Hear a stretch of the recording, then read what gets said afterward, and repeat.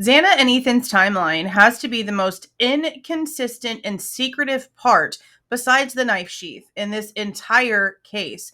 It became even more confusing whenever things said by Xana's dad, Jeff, became a lot less clear.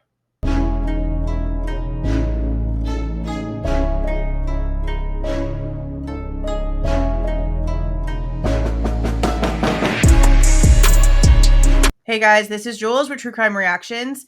Disclaimer, everything stated in this video is my opinion and my opinion only. And just like everything else in these cases we discuss here on this channel, everything is alleged. Jeff Kernodle, he came out very early on, letting us know that he had spoke with his daughter, Xana Kernodle, on the 12th, the night of the 12th, around midnight. And according to him, they were at home. They were hanging out at home, watching movies. The pizza thing came a little bit later whenever her mother, Kara, came out and did an interview claiming that that's what Jeff had told her. Now, when it comes to Jeff actually claiming the pizza comment himself on video anywhere, personally, I have been unable to find it.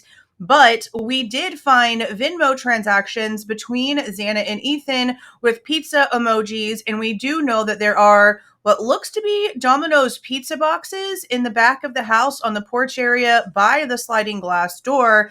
Heather Fitzgerald and I had sort of not really collaborated, but it sort of ended up to where I found one piece, she found something else. This case has been going on for a while, and we've literally got zero answers.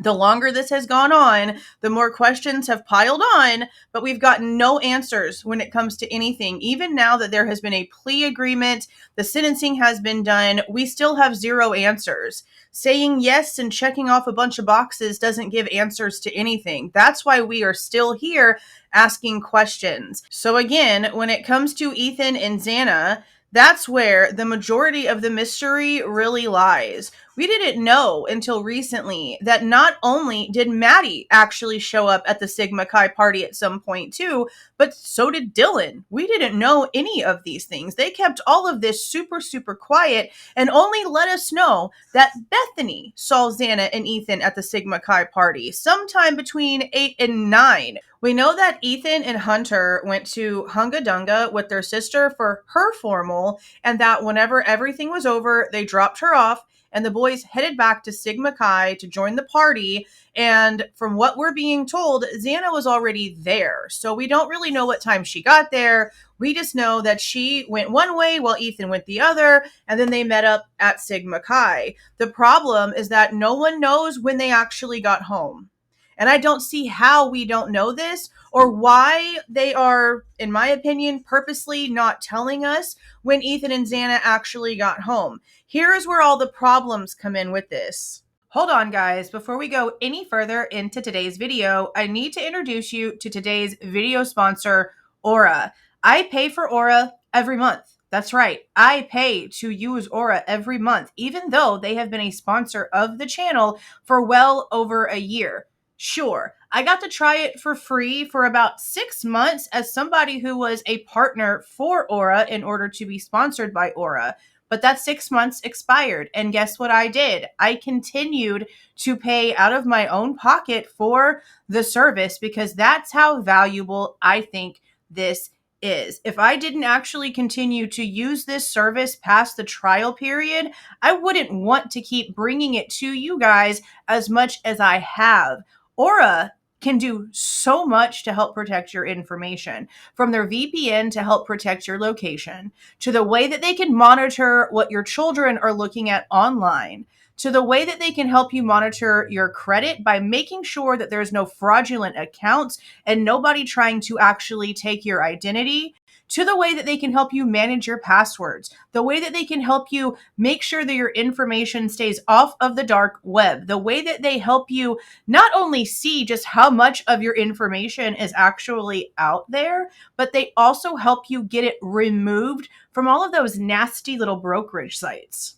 I have also mentioned Aura to you guys several times without it being a sponsored video. I believe in this service. Again, I use it. I recommend my family uses it. I recommend anyone that I personally know and care about use this service. Your information is worth millions of dollars to everyone but you. So go and click on the link in my description box to get 2 weeks of Aura's service free on me. Give it a spin. Go put your information into any of the search engines that are out there and see how much of it not only populates, but is accurate. It's pretty scary. So again, to try this for 2 weeks for free, click on the link in the description box or go to aura.com/Jules.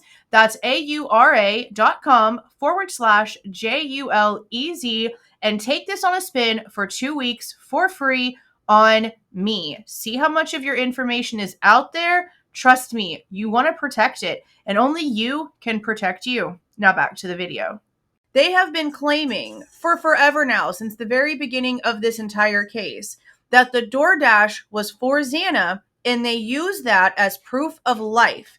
The problem with the DoorDash is that it came from Ethan's account. We know that because the state submitted self-authenticating records, and whenever they subpoenaed DoorDash for the information, we ended up with a receipt from Ethan's account with a timestamp of 3:59 in the morning and with the GPS location coordinates that we went and put, and it looks like it actually puts it in the area where the back slider, the back porch area, used to be. Now, we do know that whenever people GPS to get to that area, or at least this is what we were told in the very beginning, that it would usually take them to that like back door sort of area. And Molly, the DoorDash driver, said in her report that came out with the MPD drop that that's what it told her to do as well. Her story, on top of everything else, just makes everything with Ethan and Xana make even less sense because, again, this is a DoorDash that they used this entire time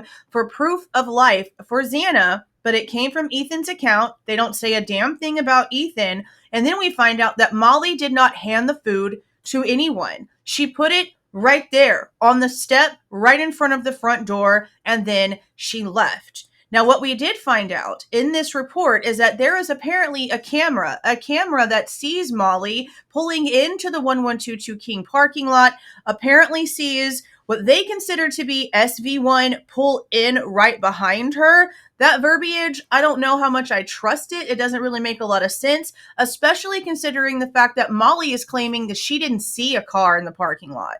The only car that she's claiming to have seen was way before she pulled into the parking lot area, and it was a tan sedan, not a white one. So there is that. So unless they have camera footage of Xana opening that front door, bending down and picking up her food and bringing it back into the house, they technically haven't proven anything when it comes to this DoorDash and it being proof of anything when it comes to Xana. What makes this even worse is that not only, again, are the timestamps that everyone got home definitely changing a lot now, but we had a change in the very beginning. Remember, they used 1:45 for the roundabout time that everyone got home that morning, which is complete bullshit. Dylan got home around 1:15. Bethany came sometime later, not too long later, but sometime later. And then the girls, Maddie and Kaylee, got dropped off by Eric Gower, the not Uber driver that keeps alcohol in his car for, all those pretty little college girls to drink on. The Goncalveses had to come out and correct their timeline and say it wasn't 1:45. It might not really make a difference, but it could make a difference. And it was not 1:45. It was 1:56 on the dot. So then we had more information come out and still nothing concrete when it came to Xana and Ethan. The most recent information that we got proving that they were not home after 2 a.m. was from Judge Hippler his dang self, where he came out and stated in one of his orders that Dylan and Bethany both went up to Kaylee's room with Maddie and were discussing the possibility of going back out to the grub truck to get more food. Now, we do have a 2:10 text from Dylan to Eric Gower. He then responds 3 minutes later that indeed he was still out driving, but then Dylan's story is that after that she went to sleep. We know that that's not true. We know she didn't go to sleep. We know that she was watching Vampire Diaries. We know that at 3:51 in the morning, not 8 minutes before the DoorDash drops off the food, she's adding a new contact to her phone. You have to be awake to do that. That's several different button presses. Then in the body cam, Dylan doesn't state that she was asleep and was woken up. She said she was trying to go to bed. Huge, huge difference.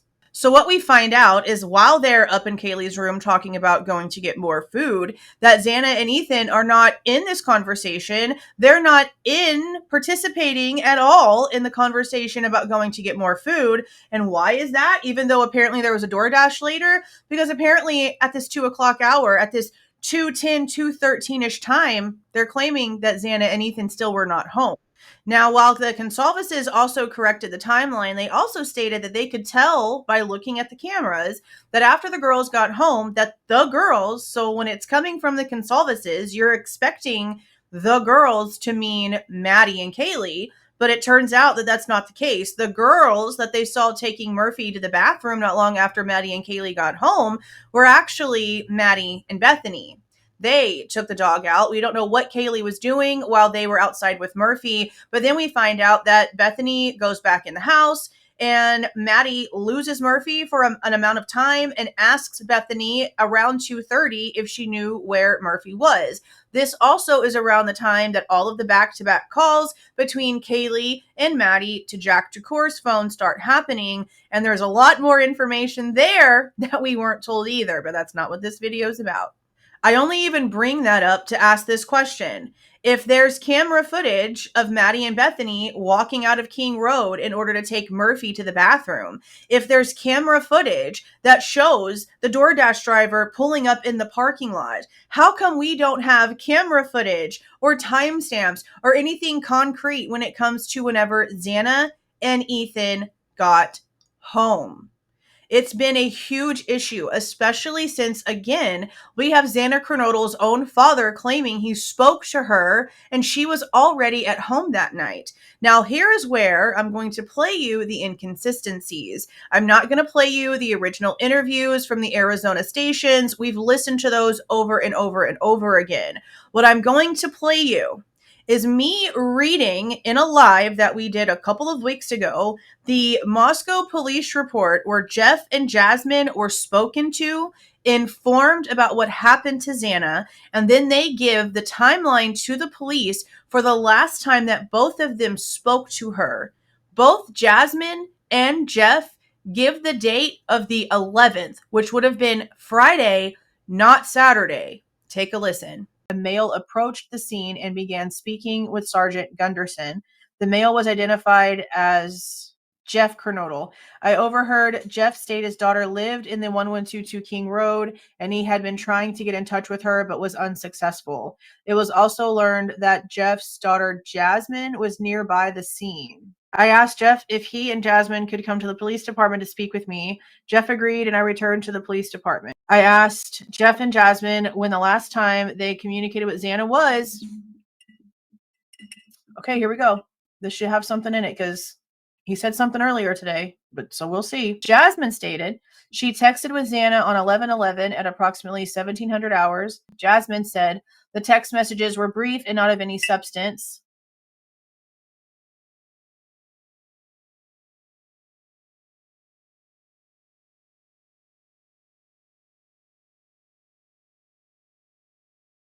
Jeff said he texted Xana on 11/11 at around 1540 hours, and she responded stating she was at work. Jeff then told me he last spoke with Xana on the phone on 11/11 at approximately 2140 when they spoke about going to the WSU football game.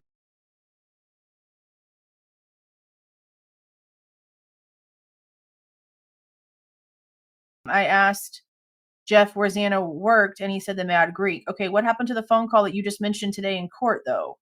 All I know is I was 7 miles away when it happened, and she wasn't feeling that good. It was 11:30. It was 11:30, and I almost went over to Susanna's to say, and I would have been sitting right there on that couch, and you had to deal with me.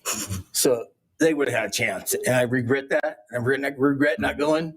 But the reason why I didn't is because Xana said, "Don't be drinking and driving. You got the rental car. Don't be drinking and driving." The week before that. So she was she would have been mad at me to do that. But I really wish I would have drunk and drove, because they would have had a chance, all four of them. That's confusing. He said it in court today. So you notice the difference. They claimed it was on Friday the 11th that they spoke to her, but then we also know what we've been hearing this entire time from this side of her family about the last time they spoke to her actually being on Saturday night. That Jeff was about to go out and he had been drinking a little bit and they were trying to see what Xana was doing and Xana was like, "Oh, I'm at home." Now, some people questioned, could she have just been saying that so he didn't worry about her? Could she have just been telling him, "Oh, it's okay, Dad, I'm at home for the night," and then maybe really wasn't and it was a lie?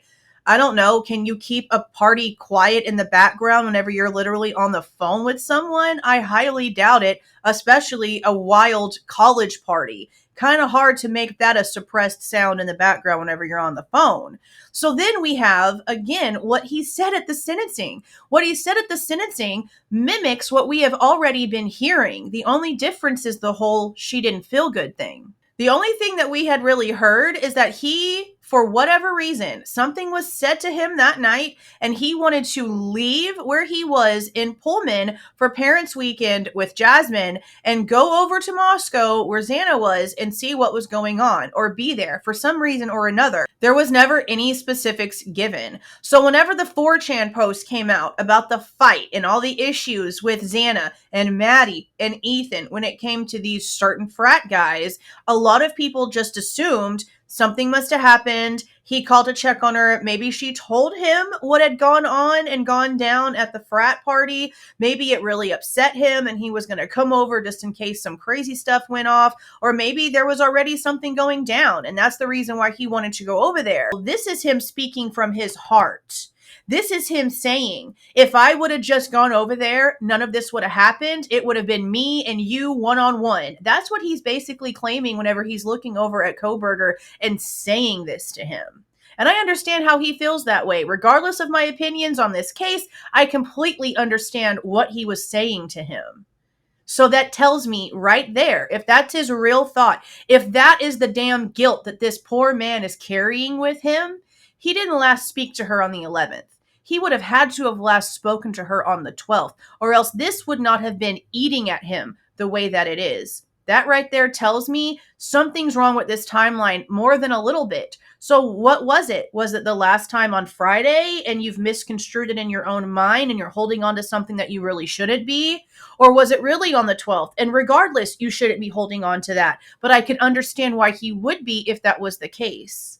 Yes, it matters because the last person outside of this college area that these people spoke to is so important to try to figure out what really was going on. And when we, again, have no answers for Xana and Ethan, when pretty much everything about Ethan is being meticulously scrubbed from the entire scenario, it makes it a lot more difficult to try to figure out what's going on with Xana because, like I've mentioned, it's like everything is split in two. It's like it's Dylan, Maddie, and Kaylee over here, and like it's Bethany, Xana, and Ethan over here.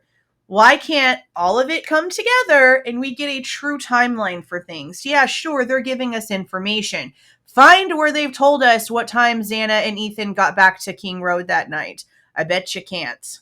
They're giving us all these timestamps for Bethany, for Dylan, for Lakeland, the friend that was with them and doing all these things with them throughout the night. They're giving us information for all these other people, timestamps for parties and all these other things, but they either can't or just straight up won't tell us whenever Xana and Ethan actually got back to the house that night. And I don't quite understand why.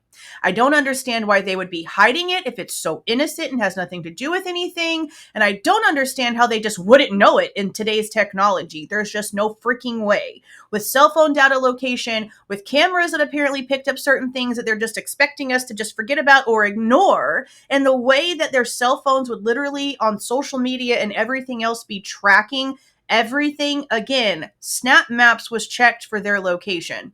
Everyone, meaning Dylan and Bethany, knew that Xana and Ethan were in the house at the time all this crazy stuff was going on, besides just the fact that Dylan saw Xana on the floor. So why do we still not have any specifics? And why are we now getting conflicting statements from Xana's dad? And again, this isn't anything against her family, against Jeff, or anything like that. I'm just bringing out information that we have and asking questions.